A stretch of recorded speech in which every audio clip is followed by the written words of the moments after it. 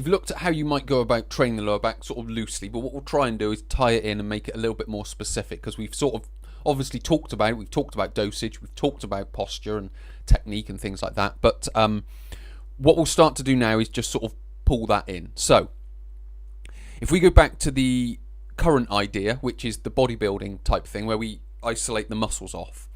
Now, if we look at that in a wider sort of perspective, and we look at the legs as an example, so you might think, well, if I make my quads stronger, my glutes stronger, my hamstrings stronger, that's going to make my squat stronger. And there is some truth to that.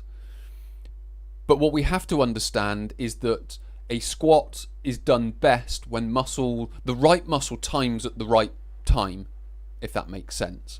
So there are quads, there are glutes, there are hamstrings working throughout that, and the body will sort of naturally want to sequence those muscles as we go down into the squat and back out of the squat. The exact same thing would be said about the arms and the shoulders, and the exact same thing can be said about the lower back. So the assumption is that if you've got a strong lower back, or if you do back extensions, you will get a stronger lower back. In part, that is true, but a strong lower back isn't just about the lower back muscles. It's about the mid-back muscles. It's about the anterior and lateral core muscles. It's about the glute muscles. So where you may strengthen the lower back muscles, which will give you a strong lower back, you haven't really got a strong lower back because there are so many more players in the game, and I'll be able to explain that later.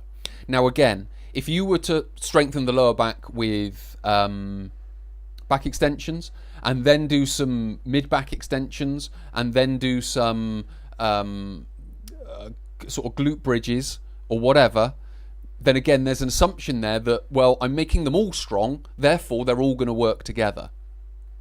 And again, that's not entirely true, because the sequences happen with movement. So where we can strengthen certain muscles, we have to sequence them in certain ways, with certain exercises, with certain stretching and foam rolling or massage or whatever it may be. But that again will come out from a trained individual who understands what's going on when you do exercises, and based on questions and feedback that's given, you will understand what's going on in the lower back and what's needed. Do you need massage? Do you need stretching? Do you need this exercise or that exercise to bring it all together?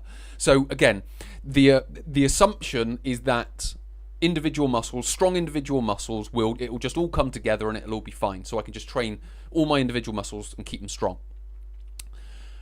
What we have to understand is we have to train muscles together, because what we have is we have like a junction box. And the junction box where everything comes together is the thoracolumbar fascia, which is essentially the fascia that goes around the abdominal. It's all the same thing. You've got the abdominal fascia, which is connected to the thoracolumbar fascia. It's just the position of it. So the position of the thoracolumbar fascia is essentially, it's a diamond over the lower back. That obviously goes into the mid back, but essentially it's all the same material. But this is where all these muscles come together, and that's what we need to be able to bring together, and that's where we need to bring it together. So we need to use exercise to work muscles, but we also need to use exercises to bring them together. So we need to bring the lats and the glutes together. We need to bring the mid-back muscles in with the lats. We need to bring the lats, the mid-back muscles and the glutes together. So you can start to see we're building a picture. Then we need to bring in the other core muscles as well. Now, obviously, we have to do that in a variety of exercises, but there are exercises where we can start using more and more and more of them.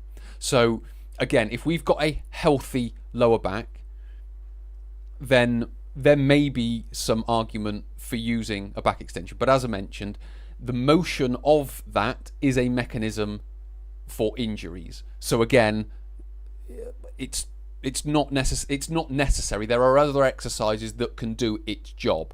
But if we were doing them in low dose on a perfectly healthy back, we could probably use it in a wider type of program. Again, that's probably fine. It would depend on the individual.